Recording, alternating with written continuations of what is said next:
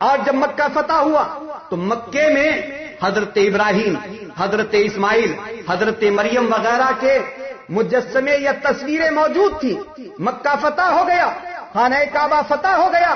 میرے آقا کریم صلی اللہ علیہ وسلم خانہ کعبہ کے اندر داخل نہیں ہو رہے، ارشاد فرماتے ہیں کہ ہم اس گھر میں داخل نہیں ہوتے جس گھر میں کتا یا تصویریں ہوتی ہیں. خانہ کعبہ کی عظمت سے کون انکار کر سکتا ہے؟ خانہ کعبہ کے شرف سے کون انکار کر سکتا ہے؟ ارے وہ خانہ کعبہ کہ جس کو نبی کریم صلی اللہ علیہ وسلم نے جس کے لیے خواہش کی، اے میرے رب بیت المقدس کے بجائے میری خواہش یہ ہے کہ میرا مسجود الیہ، میرا کعبہ خانہ کعبہ کو بنا. لیکن اب جب فتح نصیب ہو گئی، فتح مل گئی، تو داخل نہیں ہو رہے، سب کو مٹا دیا گیا، سب کو دھلوا دیا گیا، سب باہر نکلوا دیے گئے. جب پوچھا کہ سب تصویریں نکل گئی کہ ہاں نکل گئی، تو میرے آقا صلی اللہ علیہ وسلم خانہ کعبہ میں داخل ہوئے. اور کس کی تصویریں تھی؟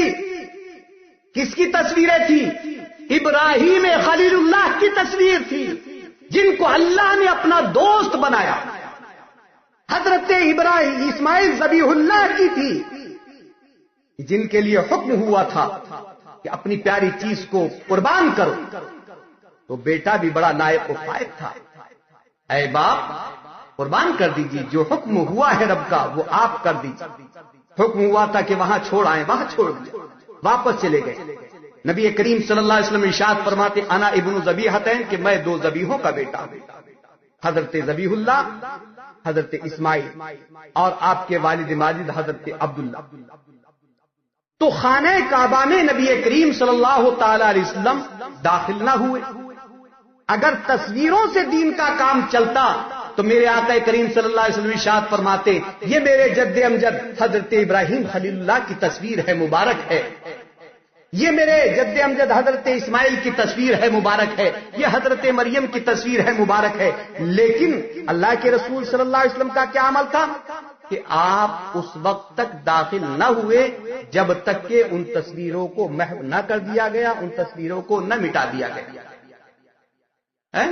ان تصویروں کو مٹا دیا گیا. تو میرے آقا کریم صلی اللہ علیہ وسلم داخل ہوئے.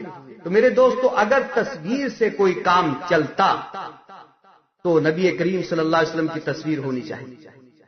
اور ابھی آپ نے چند سال پہلے ڈنمارک والے نے ایک اسٹرکچر بنایا، ایک ہیولہ بنایا تھا. پوری دنیا چیخ پڑی کہ پیغمبر اسلام کی تصویر برداشت نہیں کی جاتی.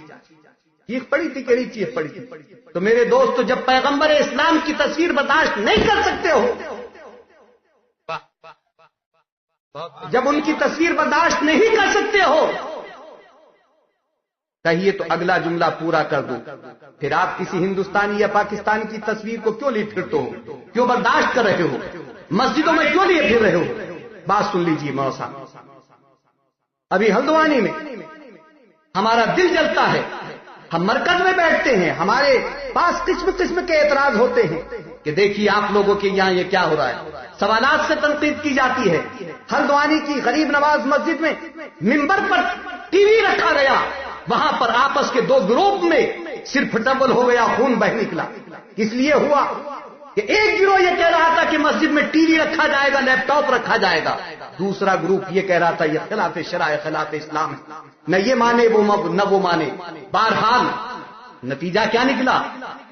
رسوائی ہوئی. اور ہلدوانی وہ جگہ ہے کہ جہاں پر برابر میں رام نگر پڑتا ہے. مولوی امام الدین رام نگری کا بڑا وہاں پر اثر ہے، دیوبندیوں کا بڑا مولوی تھا. بڑی ہنسی مذاق اڑی، سب کچھ ہوا. میرے دوستو ان چیزوں پر غور کرنا ہے، ہنسنے کا موقع مت دو.